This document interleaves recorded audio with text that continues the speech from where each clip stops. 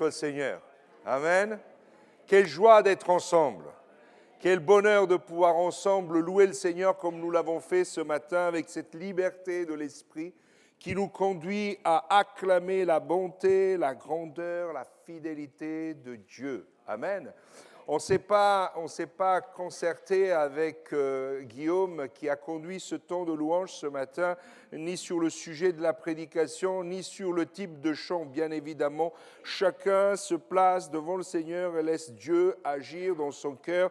C'est l'œuvre du Saint-Esprit. Et le thème du message de ce matin, c'est « Je suis à toi ». Je suis à toi. Toute la semaine, je demandais au Seigneur, Seigneur, quel est le message de dimanche ? Et il n'y a que hier matin qu'il m'a livré le colis. Il m'a posé ce texte sur le cœur et hier matin, je méditais, je me disais, Seigneur, mais c'est merveilleux, mais quel titre si ce n'est « Je suis à toi ». Que veut-il dire être à lui ? Alors ce matin, j'aimerais avec vous lire le psaume 5, à partir du verset 2 au verset 13.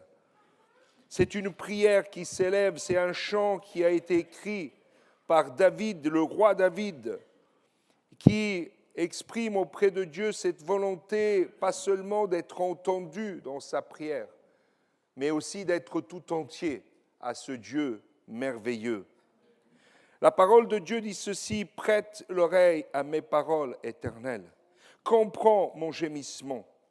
Sois attentif à mon cri d'appel, mon roi et mon Dieu, c'est à toi que j'adresse ma prière. Éternel, le matin, tu entends ma voix. Le matin, je me présente à toi et je guette. Car tu n'es pas un Dieu qui prenne plaisir à la méchanceté, le mal ne se journe pas auprès de toi. Les insensés ne subsistent pas devant tes yeux. Tu as de la haine pour tous ceux qui commettent l'injustice. Tu fais périr ceux qui profèrent le mensonge. L'Éternel a en horreur les hommes de sang et de ruse.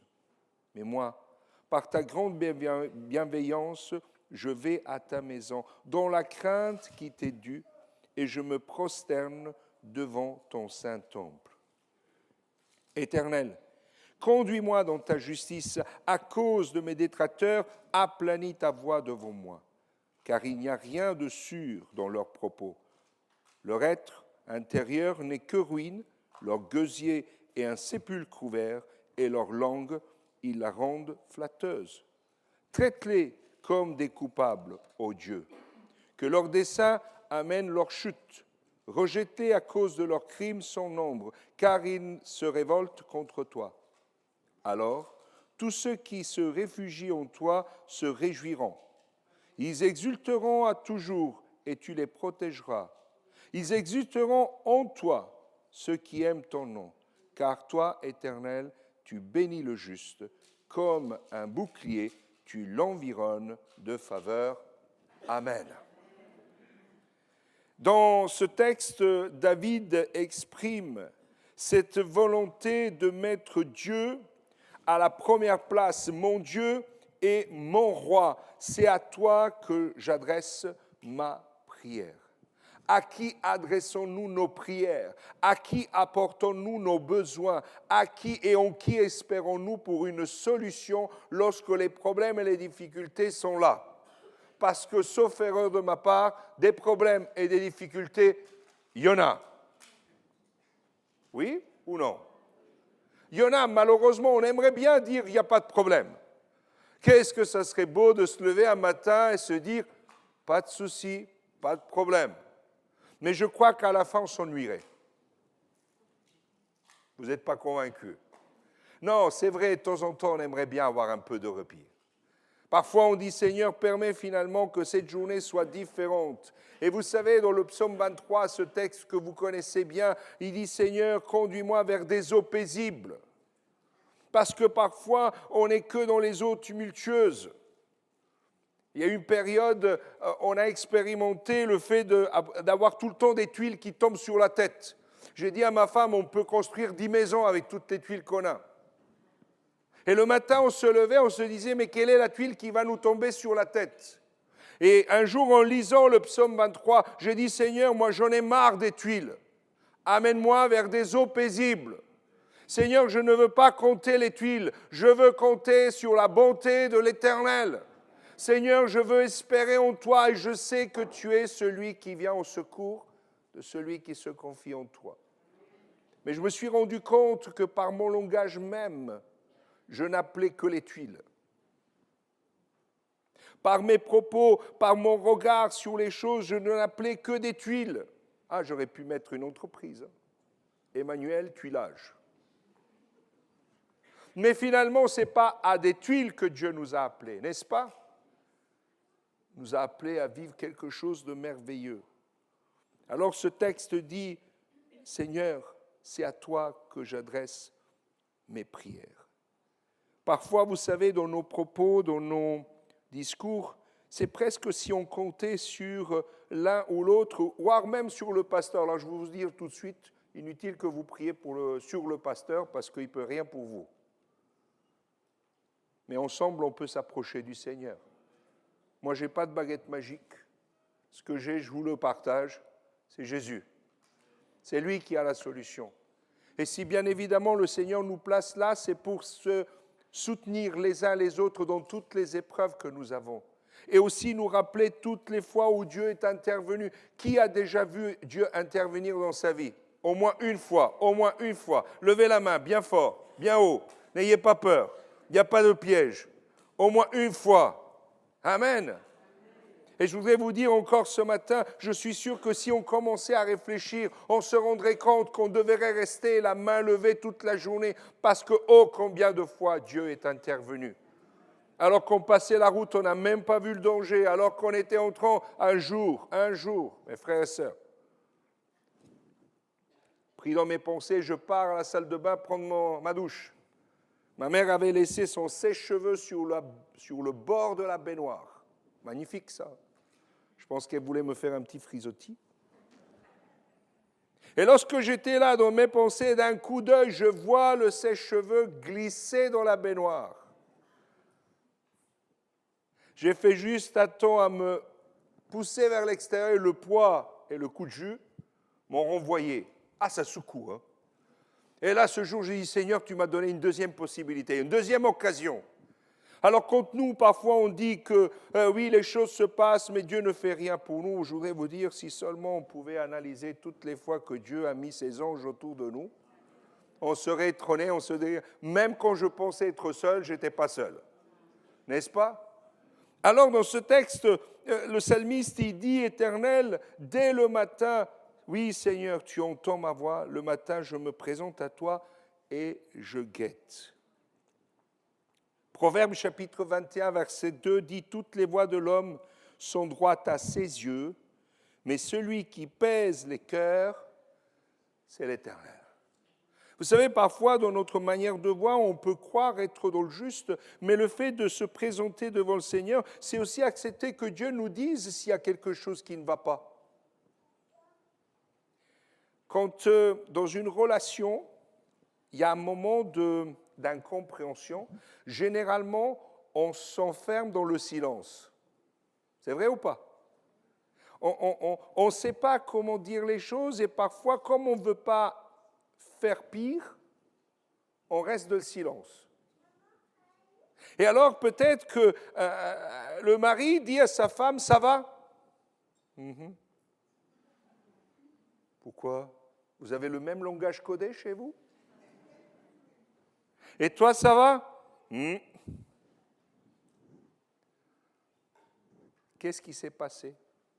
Mais on ne s'est pas compris. Et je crois que ça arrive parfois qu'on ne se comprend pas avec Dieu. Ce n'est pas parce que lui, il n'a pas été clair. C'est parce que parfois, ça n'a pas été dans le sens que nous on souhaitait. Et là, le psalmiste, il dit, je guette. Alors, qu'est-ce que je peux guetter? Je veux rester les yeux bien ouverts pour voir d'où me viendra le secours. Je lève les yeux. Ah, vous connaissez le texte. Et c'est là que Dieu répond d'une manière incroyable. Mais nos gémissements ne peuvent être en aucun cas des revendications et notre cri d'appel n'a rien à voir avec le cri des manifestants et des mécontents. Je crie à Dieu, ce n'est pas pour le poing levé en disant voilà. Et j'incline mon cœur devant Dieu. Ésaïe 54, verset 10, parlera de la confiance en Dieu. Quand les montagnes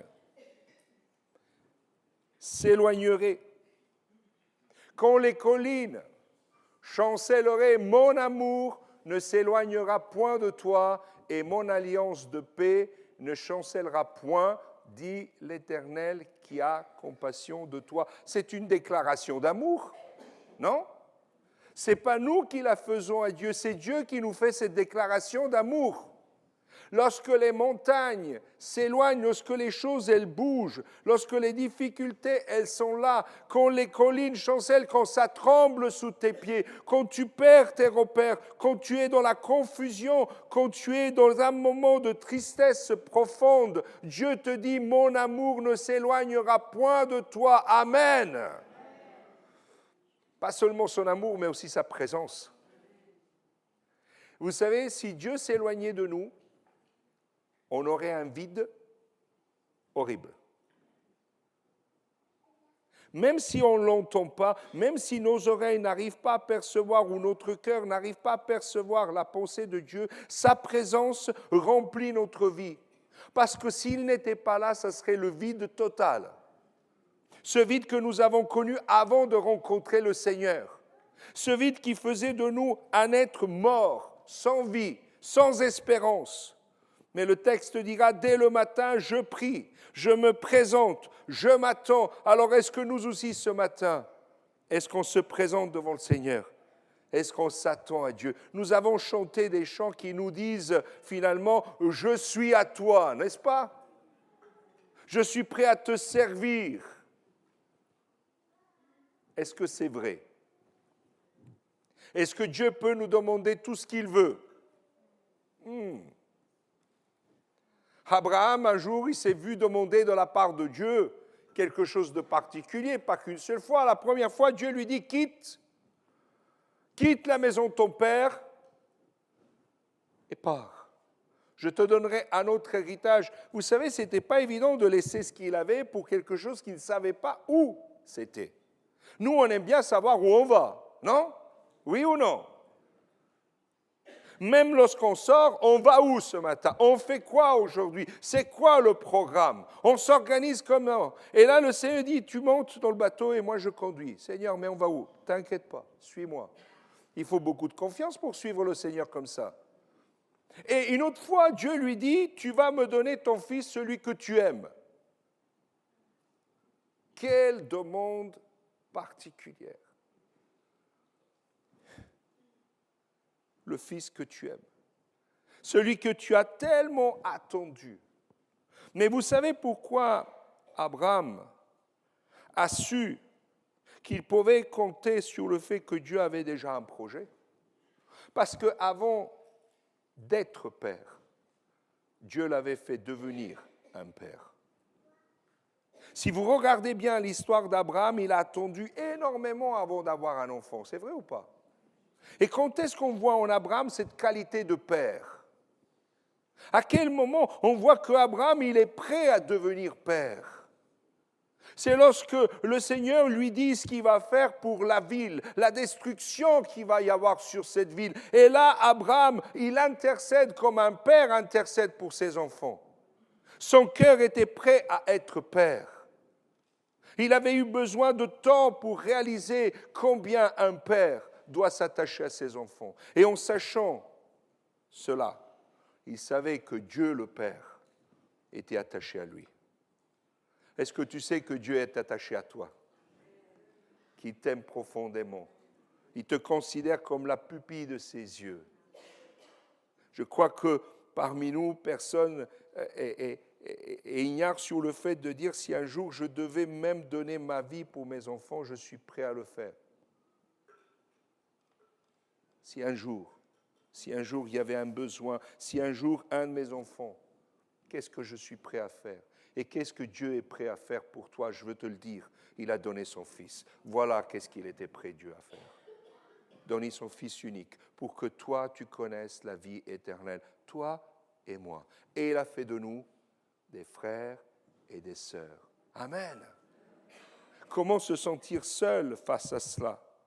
La deuxième chose, il est question, il dit, tu n'es pas un Dieu qui prenne plaisir à la méchanceté, le mal ne séjourne pas auprès de toi. Vous savez, la recrudescence de la méchanceté est un marqueur de la fin des temps. Toute la méchanceté qu'on voit là nous déclare que le Seigneur revient bientôt. Lisez la parole de Dieu. Qu'est-ce qu'il vous dira? Quand vous entendrez des guerres, des bruits de guerre, ce ne sera que le début. Et les choses, elles vont de pire en pire. Si vous regardez, les temps sont beaucoup plus serrés entre une guerre et une autre, un problème climatique et un autre, un tremblement de terre et un autre. C'est comme les douleurs de l'enfantement, dit la parole de Dieu. Et quand les douleurs s'approchent, se rapprochent, qu'est-ce que ça veut dire? Quand une femme a les douleurs qui se rapprochent les unes des autres, qu'est-ce que ça veut dire? C'est que bientôt c'est l'accouchement. Et pour nous, ça veut dire que bientôt le Seigneur, il est là. Alors si tu vois la méchanceté, si tu vois toute cette violence grandir, prendre place, ne pense pas que Dieu a oublié ses promesses. Mais c'est que sa parole, elle s'accomplit tout simplement. Alors comment se préparer? Il est question pour nous de considérer que le compte à rebours est en marche. Alors nous aussi, nous devons marcher. Daniel, chapitre 12, versets 9 à 13. Il répondit, va, Daniel, car ces paroles seront secrètes et scellées jusqu'au temps de la fin. Beaucoup seront purifiés, blanchis et épurés. Les méchants feront le mal et aucun des méchants ne comprendra. Mais celui qui aura de l'intelligence comprendra. Depuis le temps où sera interrompu le sacrifice perpétuel et où sera dressée l'abomination du dévastateur, il y aura 1290 jours. Heureux celui qui attendra et qui arrivera jusqu'à 1335 jours. Et toi, marche jusqu'à la fin. Tu te reposeras et tu te lèveras pour ton héritage à la fin des jours. Amen. Alors ce matin, si on commençait à rentrer sur le calcul des jours, ce soir on n'a pas terminé. Mais ce que je voudrais attirer votre attention, c'est sur cette parole, heureux celui qui attendra, et toi marche jusqu'à la fin. S'il y a quelque chose que nous pouvons retenir pour notre vie encore ce matin, c'est marcher jusqu'à la fin. C'est dur de marcher, hein? C'est terrible. Des fois, on aimerait bien prendre un petit raccourci. Je ne vous cache pas que vendredi, je voulais prendre la voiture pour venir. J'avais plusieurs choses à ramener. Je me suis dit, allez, je prends la voiture. Je suis arrivé devant l'église, pas de place. À côté de l'église, pas de place. Je me suis regaré devant chez moi, je suis venu à pied. J'avais de la place, celle que j'avais quittée. Frères et sœurs, parfois on aimerait faire plus ça, mais le Seigneur dit non, non, non, non, marche. Que se passe-t-il quand on marche? On est obligé de réfléchir. On est obligé de regarder à droite, à gauche. On est obligé de regarder par terre. Beaucoup par terre. Il y a des pièges à éviter. On est obligé finalement de considérer aussi ce qui peut arriver de droite, de gauche. On est obligé de regarder si quelqu'un est en train de traverser pour ne pas être nous-mêmes un empêchement. Mais notre vie spirituelle, c'est la même chose. On n'est pas appelé à être assis sur une chaise à attendre que Jésus revienne. Le Seigneur te dit, marche, avance. Parce que tu vas rencontrer des situations et tu vas apprendre aussi comment gérer les problèmes. Les problèmes, la Bible ne nous a pas dit qu'on n'en aura pas. Mais il nous a dit qu'il sera avec nous. Et ça, moi déjà, c'est top. Le Seigneur est avec moi. Amen. Que le Seigneur soit celui qui nous guide. Et il dit, tu te reposeras et tu te lèveras pour ton héritage. Oh là, qui veut voir l'héritage? Qui a rêvé déjà d'un héritage? Hein? Un petit courrier qui vous dit, monsieur, madame, vous avez un héritage. Oh là, ça devient bon ça. Et on cherche où sont les zéros. Avant ou après la virgule. Hein, le tonton d'Amérique. J'ai cherché, j'en ai pas.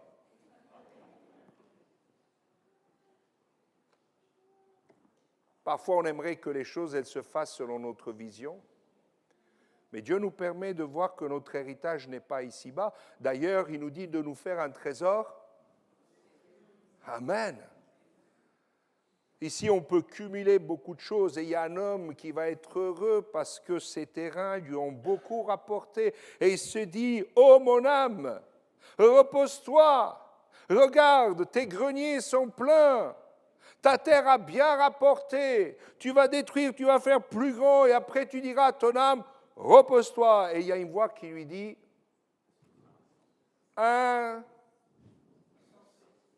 insensé. Terrible. Cette nuit même, ta vie te sera demandée. Alors tu vas partir comment? Avec un sac ou deux? Zéro. Tu ne vas pas ramener quoi que ce soit ici-bas. Rien. Ce pour lequel tu as travaillé toute ta vie, tu ne pourras pas la ramener. Tu ne pourras pas. Pourquoi? Parce que c'est du matériel, c'est du terrestre, c'est souillé quelque part. Mais ce que Dieu a prévu pour toi dans le ciel. Alléluia. Alors déjà, je vous dis, on aura tous une demeure. Amen. Le Seigneur lui-même est allé nous la préparer et je pense qu'il n'a laissé aucun détail en disant on verra ça après. Vous savez, comme dans le monde, vous faites des travaux, l'entreprise vous dit je viens après pour terminer. Attends toujours. Lorsque tout sera prêt, le Seigneur viendra nous chercher. Mais la grande question, est-ce que toi et moi, est-ce que nous serons nous prêts? Le texte dit, il est question d'aller jusqu'à la fin des jours. Que Dieu nous aide à être prêts à cette fin des jours. La suite, il est question pour nous de comprendre que ceux qui finalement vont se trouver devant le Seigneur, c'est ceux qui sont décrits déjà dans un simple verset, Matthieu 5, 8. Heureux ceux qui ont le cœur pur, car ils verront Dieu. Alors ce matin, comment va ton cœur? C'est quoi un cœur pur? C'est un cœur dans lequel la méchanceté et les choses qui nous entourent n'ont pas trouvé de place parce qu'on a fermé la porte. Et pourtant, on est agressé, on est humilié, on est attaqué de toutes les manières. Et ces choses voudraient trouver de la place dans notre cœur. Pourquoi? Parce que si l'ennemi arrive à faire entrer un seul de ces éléments dans notre vie, il travaillera pour nous avoir tout entier. Et vous savez à qui s'attaque davantage l'ennemi? À ceux qui ont le cœur pur. Si tu deviens la cible de l'ennemi dans ta vie, mon frère, ma sœur, c'est parce que tu es en train de marcher sur le chemin de la sanctification. Et ça dérange l'ennemi. Parce qu'il voudrait nous détruire. C'est ça son but. Mais la parole de Dieu nous dit, et Dieu lui-même dit, soyez saints comme je suis saint. Comment pouvons-nous mesurer la sainteté de Dieu? Comment pouvons-nous imaginer un instant, frères et sœurs, que Dieu laisserait passer la moindre chose, le moindre écart de notre part? Moi, juste l'idée de voir Dieu détourner son regard de son Fils parce qu'il portait sur ses épaules nos péchés, me fait bien comprendre que Dieu ne fait pas de compromis. Il n'y aura pas de compromis. Ne te dis pas, oui, mais Dieu est bon, il va comprendre, ne vous inquiétez pas, on ira tous au paradis. Ça, c'est une petite chansonnette qui en a déjà conduit beaucoup à l'enfer. Si tu veux aller au paradis, si tu veux aller devant le Seigneur, si tu veux être avec lui pour l'éternité, mon frère, ma sœur et moi-même avec vous, nous avons intérêt à veiller que notre cœur soit pur. Il dira dans le verset 10, car il n'y a rien de sûr dans leurs propos. Il parle des propos du monde. Si vous écoutez aujourd'hui les discours qu'on a à la télévision, on ne comprend plus rien. Un jour, vous êtes ceci, le jour d'après, vous ne l'êtes plus, le troisième jour, vous l'êtes à nouveau. C'est un moulin. Et il n'y a pas que chez nous, c'est partout la même histoire. Je veux la paix, mais je fais la guerre. Je suis un homme de paix, mais je fais la guerre à tout le monde. Donnez-moi telle récompense. Et que Dieu nous garde, frères et sœurs, de faire quoi que ce soit pour chercher des récompenses ici-bas. Ça ne sert à rien. Déjà, sois en paix avec toi-même, déjà, c'est pas mal. Moi, je me dis déjà ça. Si j'arrive à être déjà en paix avec moi-même, c'est bien. Si après, en plus, j'arrive à être en paix avec ma femme, on est en paix? Oui, très bien. Parce que si ce n'est pas le cas, mon frère, ma sœur, je ne devrais même pas m'approcher du pain et du vin. Ce n'est pas parce que c'est ma femme que je dois considérer que c'est moins important, donc je peux quand même prendre le pain et le vin, parce que c'est prendre le pain et le vin indignement. C'est juste ou pas? Alors que Dieu nous garde et nous préserve. Être en paix avec soi-même, c'est bien. Être en paix avec les autres, c'est super. La parole de Dieu nous montre combien c'est important pour Dieu d'entretenir notre relation verticale avec Dieu, mais aussi l'horizontale. C'est pour ça que Dieu nous a donné la croix. Elle nous rappelle que ce n'est pas juste avec le Père que je dois être en paix. Je dois être en paix aussi avec mes frères, mes sœurs qui sont autour de moi, parce que le point central, c'est que le sang de Christ a coulé là, pour que nos sentiments, nos pensées, nos actions soient pures et qu'il le glorifie lui, aujourd'hui et éternellement. Et quand on sera dans le ciel, on peut reconnaître le Seigneur. Hein. Il dit la parole de Dieu qu'un jour tout œil le verra. Celui dont les mains ont été percées, celui dont les pieds ont été percés. Il porte le signe du prix qu'il a payé pour chacun d'entre nous. Amen. Alors, dans le monde, on voit des paroles, des choses terribles. On peut lire ensemble Romains chapitre 3, versets 12 à 18. Il parle du gosier de ceux qui vont se perdre. Leur gosier est un sépulcre ouvert. Ils usent de tromperie avec leur langue. Ils ont sous leurs lèvres un venin d'aspic. Leur bouche est pleine de malédiction et d'amertume. Ils ont les pieds légers pour répandre le sang. La destruction et le malheur sont sur leur chemin. Ils n'ont pas connu le chemin de la paix. La crainte de Dieu n'est pas devant leurs yeux. Alors, quand on parle de la crainte de Dieu, de quoi on parle? Ce n'est pas question d'avoir peur de Dieu. Dieu ne veut pas qu'on l'aime parce qu'on a peur de lui. Il ne faut pas se convertir parce qu'on a peur de Dieu, ni peur de l'enfer. Même si il nous fait comprendre que ce n'est pas une belle direction. N'est-ce pas? Mais si je viens à Dieu par peur, ce n'est pas la bonne manière de m'approcher de Dieu. Dieu me demande de m'approcher avec foi, pas avec peur. Mais là, la crainte, il est question d'un saint respect. Est-ce que j'ai un saint respect de Dieu? Est-ce que ce matin, quand tu t'es levé, est-ce que Dieu savait si tu étais bien coiffé ou pas? Parce qu'ici, tu es arrivé bien coiffé, je te rassure. Hein. Tu as pris le temps, tu as mis du gel, tu as mis tout ce qu'il fallait pour que les cheveux soient top. Non? Mais dans ta vie privée, Dieu sait comment tu es quand tu n'es pas bien coiffé. Dieu sait comment tu es quand tu es énervé. Dieu sait comment tu es quand tu es en colère. Dieu sait comment tu es derrière ton volant. Ah, il n'a pas respecté la priorité. Le feu, tu as vu celui-là? Allez, avance. Et après, on s'étonne que l'enfant derrière, dès qu'il est sur une petite voiture, il frappe le volant et il parle comme nous, voire des choses. Dit, mais qui c'est qui t'a appris ça? Papa. Ou maman, hein? Ah ben, il y en a pour tous. C'est juste ou pas? La réalité, elle est là. Et on transmet quelque chose et il fait finalement que ce respect peut parfois se perdre. Et vous savez, on a tous l'habitude de tutoyer Dieu. Hein? Dans vos prières, vous ne voyez pas Dieu.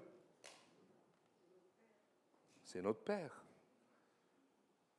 Mais ça veut dire aussi que je ne peux pas considérer Dieu, excusez-moi, comme un pote.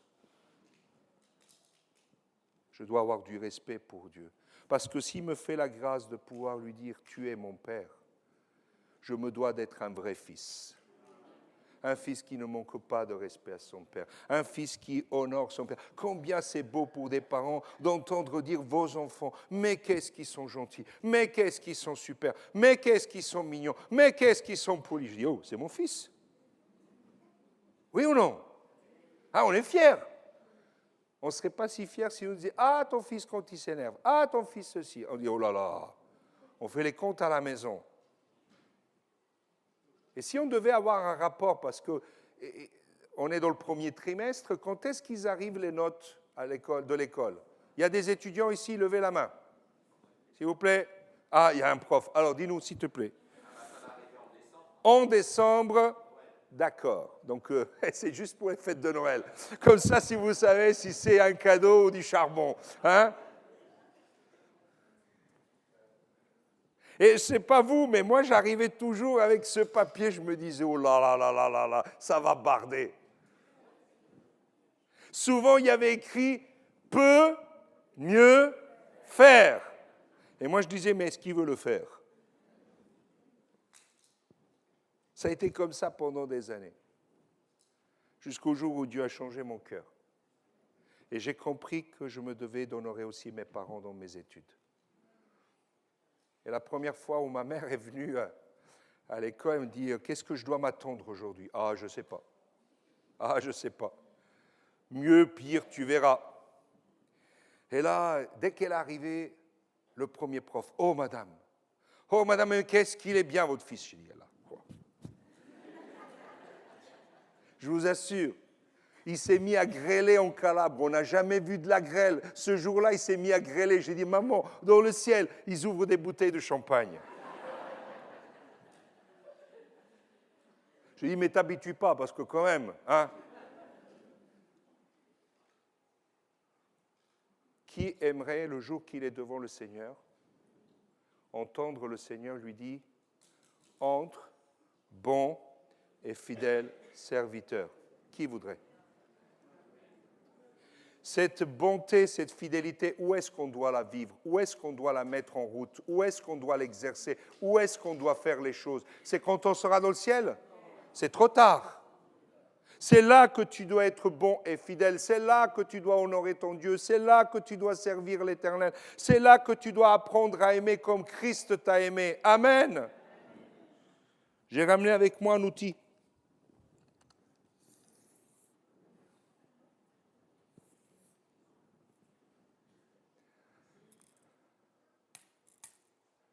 C'est un outil utile, non? C'est un maître, pour ceux qui n'ont pas vu au fond.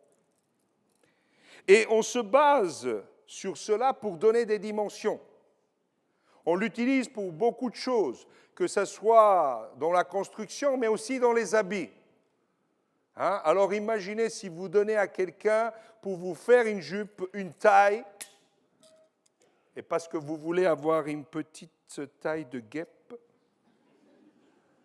sauf que vous ne rentrez pas.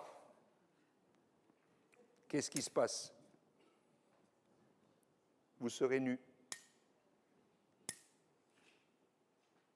Il faut que notre vie ait la juste dimension, et la juste dimension, et le maître, c'est Christ. C'est lui qui donne la dimension. Et je ne peux pas faire autrement que d'arriver à la taille que Christ veut. Je dois être à l'image de celui qui est parfait. Et il est question dans ce texte de 4 dimensions. Vous avez déjà lu ce texte? La hauteur, la profondeur, la largeur, la grandeur. Dieu considère en 4 dimensions. Nous, quand on fait des choses, on en mesure 3 de dimensions, pas 4. Dieu va plus loin. Est-ce que nous sommes prêts, nous, à aller plus loin avec le Seigneur? Alors ne mesurons pas ni notre vie, ni la vie des autres avec le Maître. Parce que des fois, Seigneur, j'ai été un peu méchant. Seigneur, t'as vu comme il est méchant, le voisin? C'est facile, hein? Et dès qu'il nous regarde, j'ai rien dit. On cache. Mais la réalité, il est question pour nous, frères et sœurs, d'agir autrement parce que ça, c'est le langage du monde. Alors j'aimerais terminer ce message et vous dire aussi qu'il est question pour nous de comprendre que ce n'est pas l'arbre qui parle du fruit, mais le fruit qui parle de l'arbre. Si vous êtes bon en botanique comme moi, vous attendez de voir le fruit pour savoir ce que c'est l'arbre, non?